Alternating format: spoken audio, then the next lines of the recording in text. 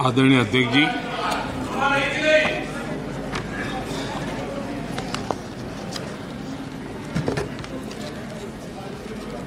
पिछले 3 दिवस से अनेक वरिष्ठ महानुभाव करीब सभी के विचार मुझ तक विस्तार से पहुंचे भी हैं, मैंने सुने भी हैं। आदरणीय अध्यक्ष जी,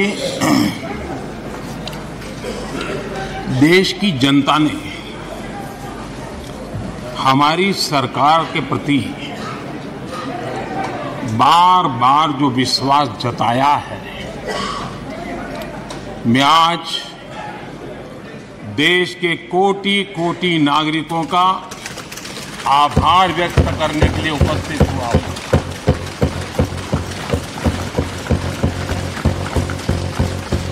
और अध्यक्ष जी कहते हैं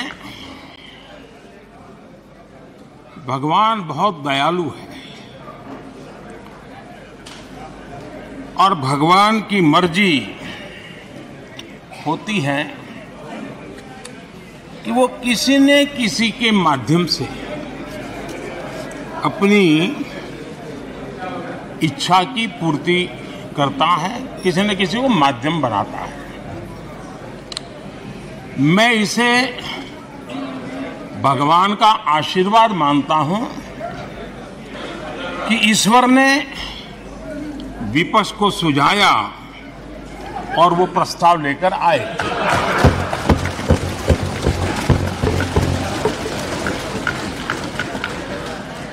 दो 2018 में भी ये ईश्वर का ही आदेश था, जब विपक्ष के मेरे साथी अविश्वास प्रस्ताव लेकर के आए थे। उस समय भी मैंने कहा था कि अविश्वास प्रस्ताव हमारी सरकार का फ्लोर टेस्ट नहीं है, मैंने उस दिन कहा था, बल्कि ये उन्हीं का फ्लोर टेस्ट है, ये मैंने उस दिन भी कहा। और हुआ भी वही। जब मतदान हुआ तो विपक्ष के पास जितने वोट थे उतने वोट भी वो जमा नहीं कर पाए थे।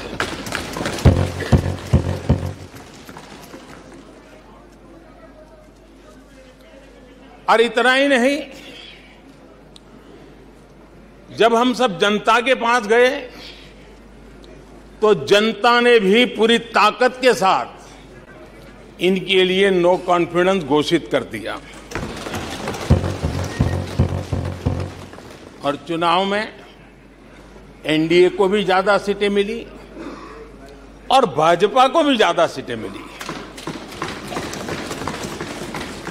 यानी एक तरह से विपक्ष का अविश्वास प्रस्ताव हमारे लिए शुभ होता है।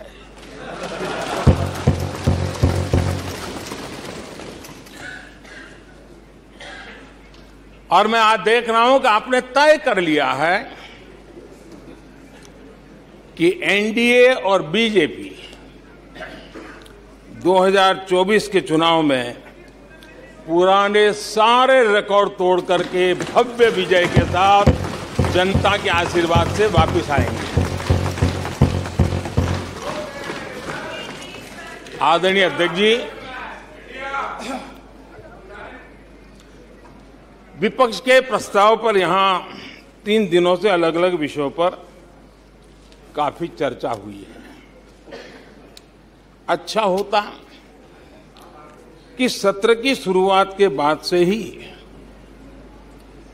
विपक्ष ने गंभीरता के साथ सदन की कार्यवाही में हिस्सा लिया होता। बीते दिनों इसी सदन ने और हमारे दोनों सदन ने जनविश्वास bill, मेडिएशन bill, dental commission bill आदिवासियों के लिए जुड़े हुए bill, digital data protection bill, national research foundation bill, coastal aquaculture से जुड़ा बिल, ऐसे कई महत्वपूर्ण बिल यहां पारित किए। और ये ऐसे बिल थे जो हमारे फिशरमैन के हक के लिए थे और उसका सबसे ज्यादा लाभ केरल को होना था और केरल के सांसदों से ज्यादा अपेक्षा थी कि ऐसे बिल पर तो अच्छे ढंग से हिस्सा लेते, लेकिन राजनीति उन पर ऐसी हावी हो चुकी है कि उनको फिशरमैन की चिंता नहीं है। यहां नेशनल रिसर्च फाउंडेशन का बिल था, देश की युवा शक्ति के आशा आकांक्षाओं के लिए एक नई दिशा देने वाला बिल था। हिंदुस्तान को पावर के रूप में भारत कैसे उभरे, वैश्विक दीर्घ दृष्टि के साथ सोचा गया था। उससे भी आपका इतराज। डिजिटल डाटा प्रोटेक्शन बिल, ये बिल अपने आप में देश के युवाओं के जज्बे में जिस बात आज प्रमुखता से है उससे जुड़ा हुआ था। आने वाला समय टेक्नोलॉजी ड्रिवन है। आज डाटा को एक प्रकार से सेकंड ऑयल के रूप में, सेकंड गोल्ड के रूप में माना जाता है। उस पर कितनी गंभीर चर्चा की जरूरत थी, लेकिन राजनीति आपके लिए प्राथमिकता थी। कई ऐसे बिल थे जो गांव के लिए, गरीब के लिए, दलित के लिए, पिछड़ों के लिए, आदिवासी के लिए, उनके कल्याण की चर्चा करने के लिए थे, उनके भविष्य के साथ जुड़े हुए थे।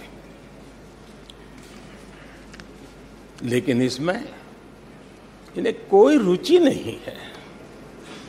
देश की जनता ने जिस काम के लिए उनको यहां भेजा है, उस जनता का भी विश्वासघात किया गया है।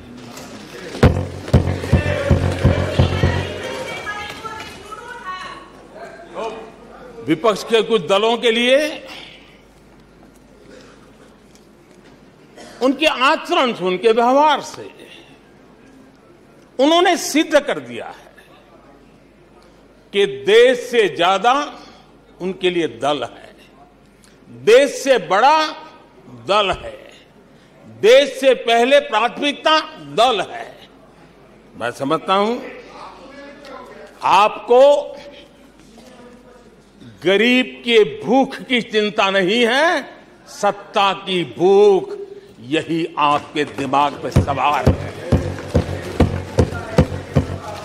आपको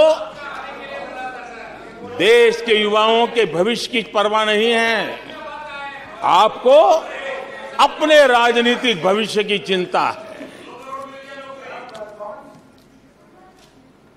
और माननीय अध्यक्ष जी, आप झूठे एक दिन सदन चलने भी दिया, किस काम के लिए?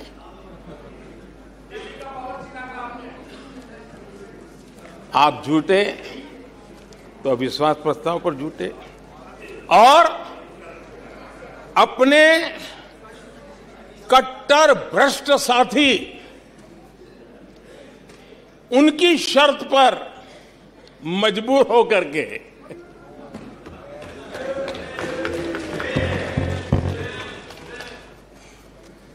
और इस अविश्वास पर प्रस्ताव पर भी आपने कैसी चर्चा की? और तो मैं तो देख रहा हूं सोशल मीडिया में आपके दरबारी भी बहुत दुखी है। ये हाल है आपका।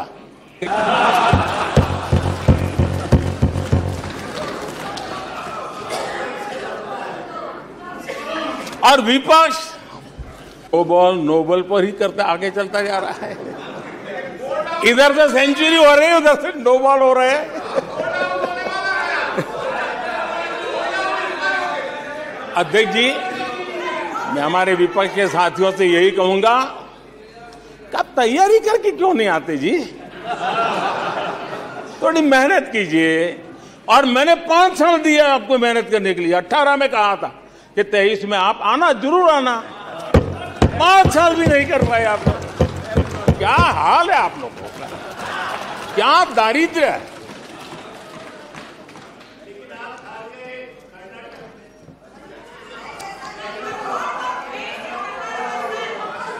आदरणीय अध्यक्ष जी,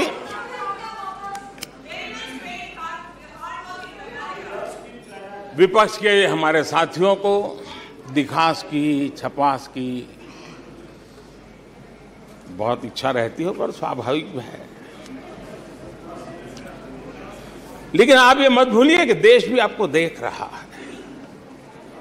आपके एक एक शब्द को देश गौर से सुन रहा है। लेकिन हर बार देश को आपने निराशा के सिवाय कुछ नहीं दिया है। और विपक्ष के रवैये पर भी मैं कहूंगा, जिनके खुद के वही खाते बिगड़े हुए हैं, जिनके वही खाते खुद के बिगड़े हुए हैं, वो भी हमसे हमारा हिसाब लिए फिरते हैं। माननीय अध्यक्ष जी, इस अविश्वास प्रस्ताव में कुछ चीजें तो ऐसी विचित्र नजर आई जो न पहले कभी सुना है, न देखा है, न कभी कल्पना की है। सबसे बड़े विपक्षी दल के नेता को बोलने की सूची में नाम ही नहीं था। और पिछले उदाहरण देखिए आप। 1999 में वाजपेयी सरकार के खिलाफ अविश्वास प्रस्ताव आया। शरद पवार साहब उस समय नेतृत्व कर रहे थे। उन्होंने डिबेट का नेतृत्व किया। 2003 में अटल जी की सरकार थी। सोनिया जी विपक्ष की नेता थी। उन्होंने लीड ली। उन्होंने विस्तार से अविश्वास प्रस्ताव रखा। 2018 में खड़गे जी थे विपक्ष के नेता। उन्होंने प्रोमिनेंटली विषय को आगे बढ़ाया। लेकिन इस बार अधीर बाबू को क्या हाल हो गया। उनकी पार्टी ने उन्हें बोलने का मौका नहीं दिया। ये तो कल अमित भाई ने बहुत जिम्मेवारी के साथ कहा कि भाई अच्छा नहीं लग रहा है, और आपकी उदारता थी कि उनका समय समाप्त हो गया था तो भी आपने उनको आज मौका दिया। लेकिन गुड़ का गोबर कैसे करना, उसमें ये माहिर है।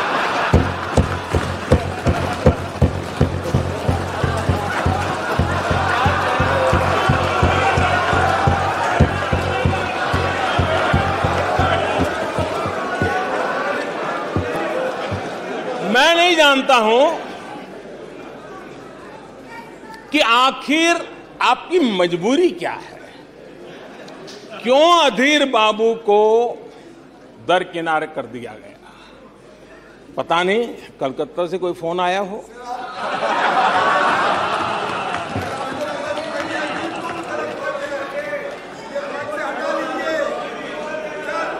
और कांग्रेस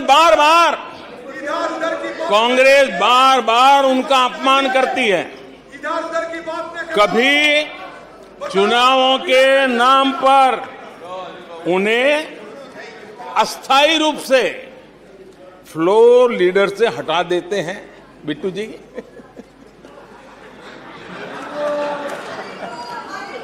हम अधीर बाबू के प्रति अपनी पूरी संवेदना व्यक्त करते हैं।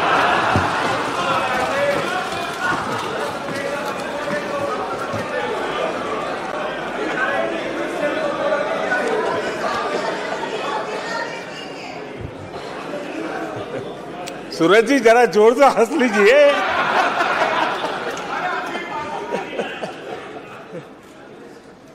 आदरणीय अध्यक्ष जी, किसी भी देश के जीवन में, इतिहास में एक समय ऐसा आता है जब वो पुरानी बंदिशों को तोड़ करके एक नई ऊर्जा के साथ, नए उमंग के साथ, नए सपनों के साथ, नए संकल्प के साथ आगे बढ़ने के लिए कदम उठा लेता है। 21वीं सदी का ये कालखंड, और मैं बड़ी गंभीरता से इस पवित्र लोकतंत्र के मंदिर में बोल रहा हूं और लंबे अनुभव के बाद बोल रहा हूं कि ये कालखंड, सदी का ये वो कालखंड है जो भारत के लिए हर सपने सिद्ध करने का अवसर हमारे चरण पे। और हम सब ऐसे टाइम पीरियड में हैं, चाहे हम हैं, चाहे आप हैं, देश के कोटि कोटि जन है,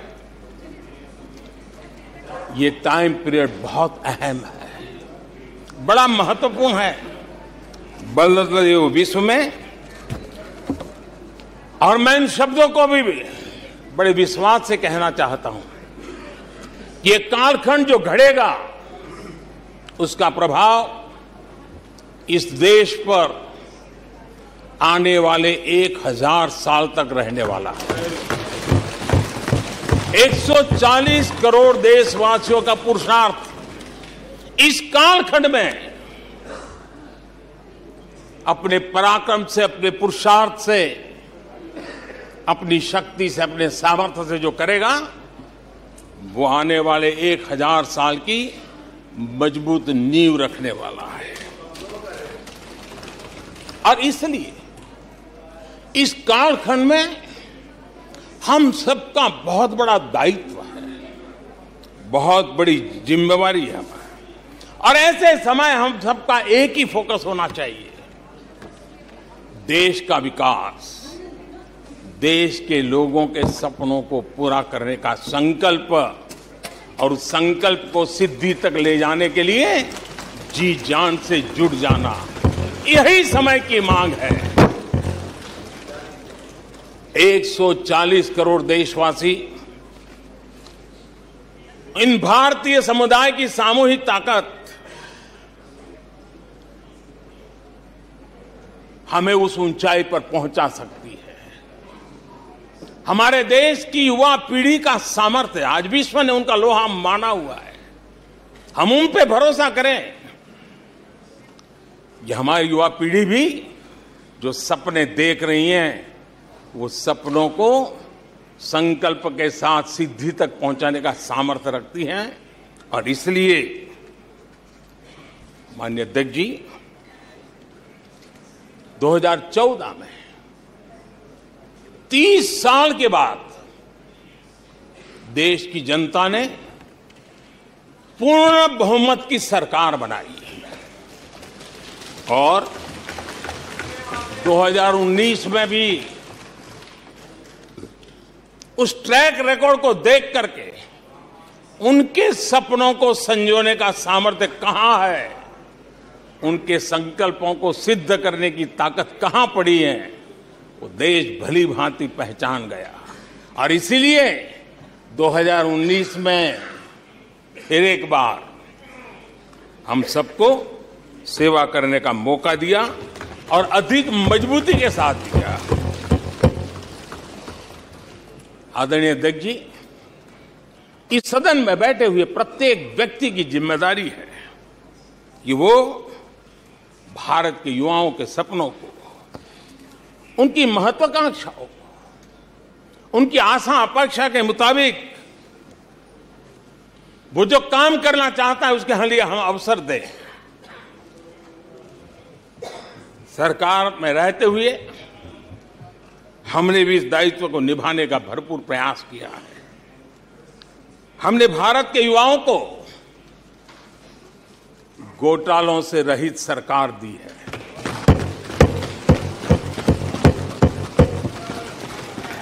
हमने भारत के युवाओं को, आज के हमारे प्रोफेशनल्स को खुले आसमान में उड़ने के लिए हौसला दिया है, अवसर दिया है। हमने दुनिया में भारत की बिगड़ी हुई साख, उसको भी संभाला है और उसे फिर एक बार नई ऊंचाइयों पर ले गए हैं। अभी भी कुछ लोग कोशिश कर रहे हैं कि दुनिया में हमारी साख को दाग लग जाए, लेकिन दुनिया देश को जान चुकी है। दुनिया के भविष्य में भारत किस प्रकार से योगदान दे सकता है, ये विश्व का विश्वास बढ़ता चला जा रहा है। और इस दौरान हमारे विपक्ष के साथियों ने क्या किया? जब इतनी सानुकूल वातावरण, चारों तरफ संभावनाएं ही संभावनाएं, इन्होंने अविश्वास के प्रस्ताव की आड़ में जनता के आत्मविश्वास, आज भारत का एक्सपोर्ट नई बुलंदी को छू रहा है। आज यही उनकी अवस्था है। आज गरीब के दिल में अपने सपने पूरा करने का भरोसा पैदा हुआ है। आज देश में गरीबी तेजी से घट रही है। नीति आयोग के रिपोर्ट के अनुसार पिछले 5 साल में 13.5 करोड़ लोग गरीबी से बाहर आए हैं। आदरणीय अध्यक्ष जी, आईएमएफ अपने एक वर्किंग पेपर में लिखता है कि भारत ने अति गरीबी को करीब करीब खत्म कर दिया है। आईएमएफ ने भारत के डीबीटी के और दूसरे हमारे सोशल वेलफेयर स्कीम के लिए आईएमएफ ने इसे कहा है, ये लॉजिस्टिकल मार्वल है। आदरणीय अध्यक्ष जी, WHO ने कहा है, आदरणीय अध्यक्ष जी, वर्ल्ड हेल्थ ऑर्गेनाइजेशन ने कहा है कि जल जीवन मिशन के जरिए भारत में 4 लाख लोगों की जान बच रही है। ये 4 लाख